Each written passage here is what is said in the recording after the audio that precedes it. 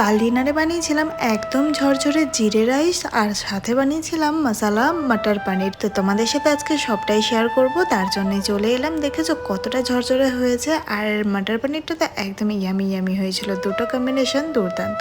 রেসিপিটি তাহলে শুরু করা যাক। আমি এখানে নিয়েছি 2 কাপ পরিমাণে বাসমতি রাইস। চালটা খুব ভালো করে ধুয়ে নিয়ে আধ ঘন্টা মতো ভিজিয়ে রেখেছি। এদিকে আমি ভাতটাও বসিয়ে দিয়েছি, তোমাদেরকে একটু হাই বলে দিলাম। ভাত হয়ে গেছে, মার ঝরাতে দিয়েছি।